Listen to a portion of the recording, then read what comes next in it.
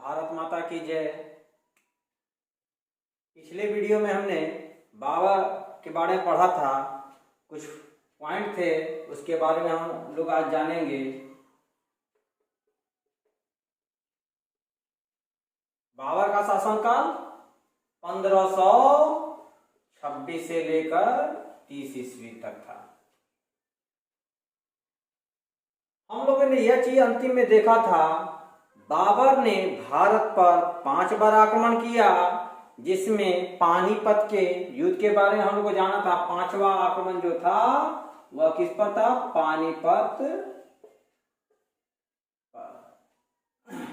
पानीपत का युद्ध जो हुआ था 21 अप्रैल 1526 ईस्वी को, 21 अप्रैल 1526 ईस्वी में। तो भारत पर बाबर ने कुल 5 आक्रमण किए और 5 आक्रमण में क्या हुआ? युद्ध में इसने जीत हासिल की थी। पानीपत का जो प्रथम युद्ध था, पानीपत का जो प्रथम युद्ध था, यह बाबर एवं लोदी वंश के शासक, लोदी वंश के अंतिम जो शासक थे, या ऐसे भी कह सकते हैं सल्तनत काल के अंतिम शासक, लोदी वंश के अंतिम शासक इब्राहिम लोदी के साथ हुआ था। कहा था बाबर एवं इब्राहिम लोदी। बाबर की कुल सेना 12,000 थी, जबकि इब्राहिम लोदी की सेना 1 लाख से प्लस थी। तो आप लोग सोच सकते हैं कि बाबर की सेना मात्र 12,000 और इब्राहिम लोदी की सेना 1 लाख से अधिक थी। फिर भी इसमें जीत किसकी हुई थी?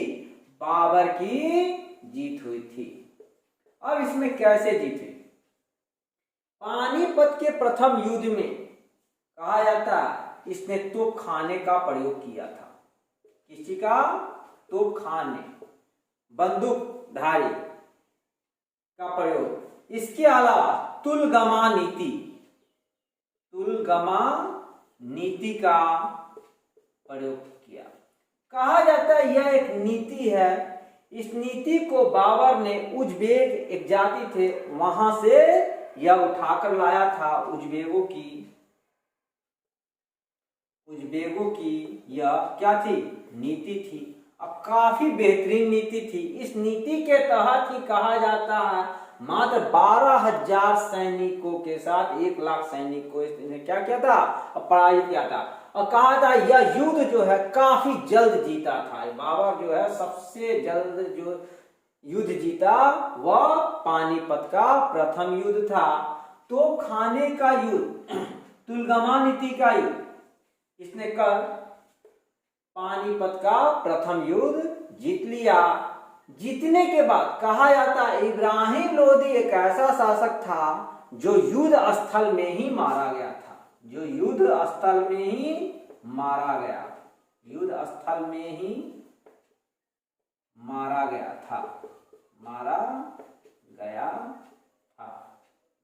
यह क्वेश्चन आता है कि युद्ध स्थल में मुगल काल में जो है युद्ध स्थल में कौन मारा गया था? तो इब्राहिम लोदी मारा गया था।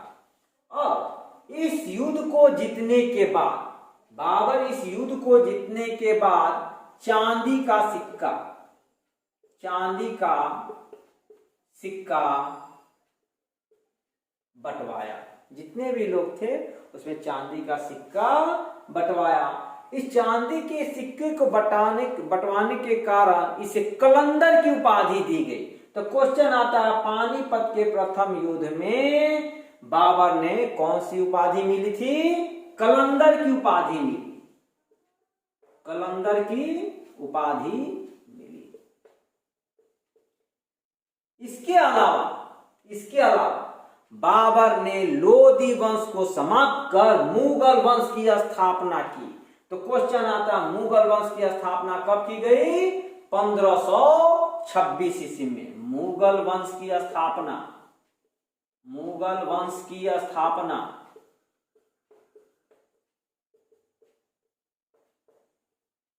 1526 1926 में। और लोधी वंश का अंत, लोधी वंश का अंत कब? 1526 में। तो क्वेश्चन आता है लोधी वंश का अंत कब हुआ था? 1526 ईस्वी में। किसने किया था? बाबर ने। और मुगल वंश की स्थापना किसने की? 1526 ईस्वी में। किसने? बाबर ने की थी।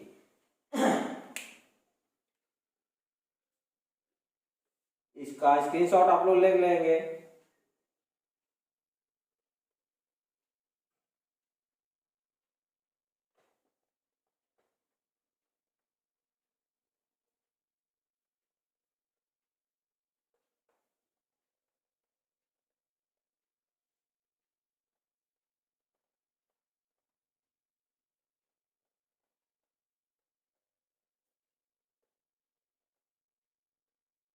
पानीपत के युद्ध को जीतने के बाद कहा जाता है अब युद्ध जो जीता यह खानवा का युद्ध हुआ। कहां का युद्ध हुआ? खानवा का युद्ध।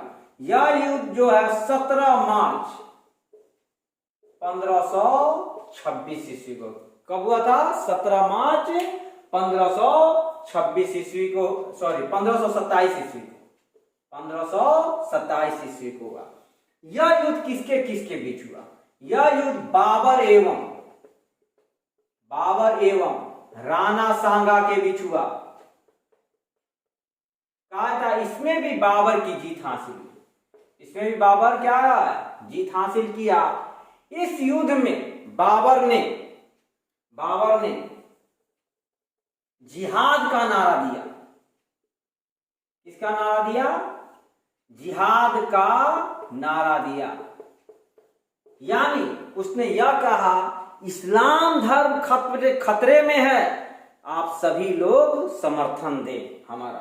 तो बाबर ने जिहाद का नारा देकर इस युद्ध को अपने अधीनस्थ कर लिया था, यानी अपने कब्जे में कर लिया था। इस तरह से राणा सांगा की क्या हुई? पराजय हुई। इस तरह से राणा सांगा की क्या हुई थी? पराजय हो गई थी। खानवा में बाबर जीत हासिल करने के बाद गाजी की उपाधि धारण की।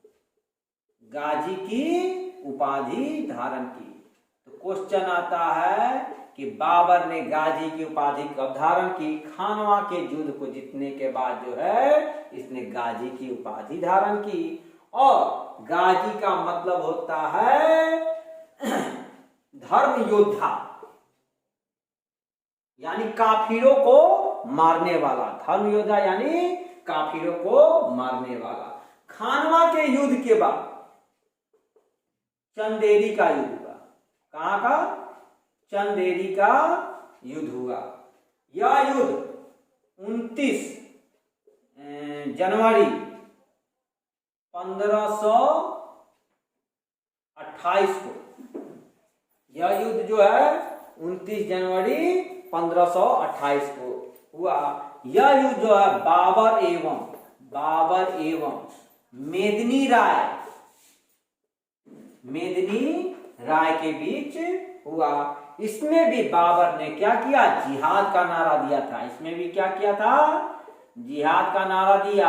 और इस तरह से बाबर ने क्या हुआ? जीत हासिल किया। और मेदिनी राय की क्या हुई थी? पराजय हो गई थी।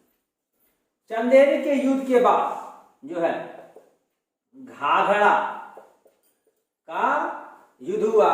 घाघरा का जो युद्ध हुआ था 6 मई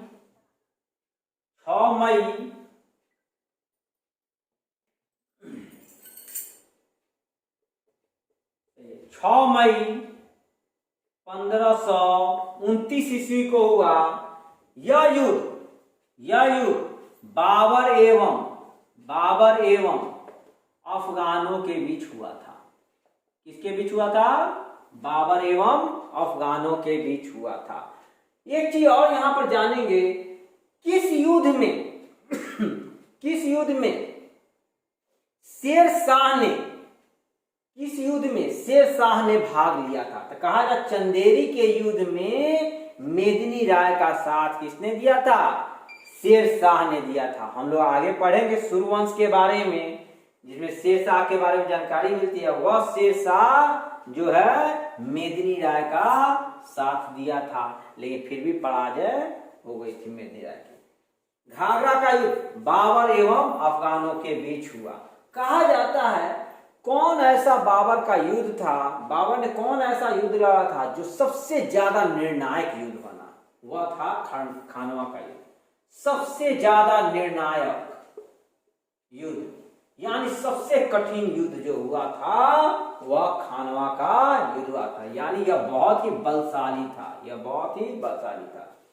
कौन ऐसा युद्ध है जो जल एवं थल दोनों में लड़ा गया था, जल में भी लड़ा गया और थल में भी लड़ा गया था, वह था घाघरा का युद्ध। जल एवं थल दोनों में लड़ा गया था। अब देखेंगे इसका स्क्रीनशॉट आप लोग लेंगे।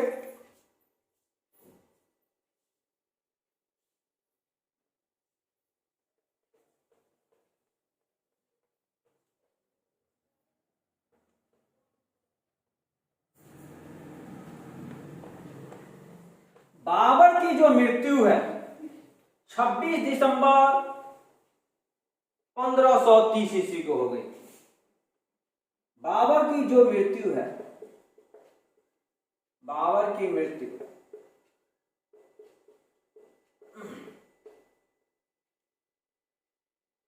26 दिसंबर 1530 ईस्वी को हुई।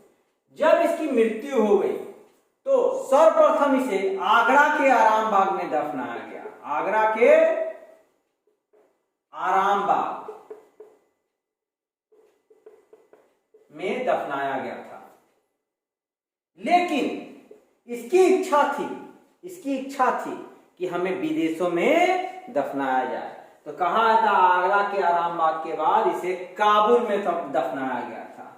इसे कहां दफनाया गया? काबुल में दफनाया गया।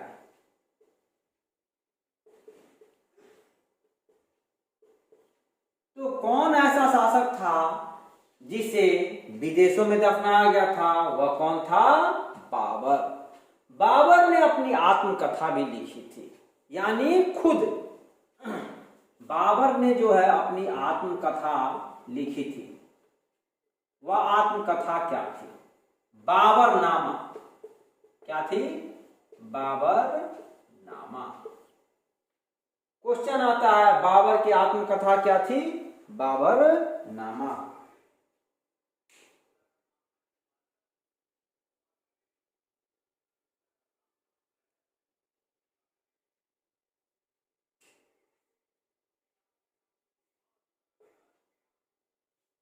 इसके बाद इसका एवं तुजुके बावड़ी, तुजुके बावड़ी, इसका फारसी में क्वेश्चन आता है कि बाबरनामा का फारसी में अनुवाद किसने कराया था? अब्दुल रहीम खान खाना ने। अब्दुल रहीम खान खाना ने इसका फारसी में अनुवाद कराया। फारसी में अनुवाद कराया था। इस चीज को आप लोग ध्यान देंगे। इस तरह से बाबर है वह हम लोग का समाप्त हुआ। मिलते हैं नेक्स्ट वीडियो में। धन्यवाद।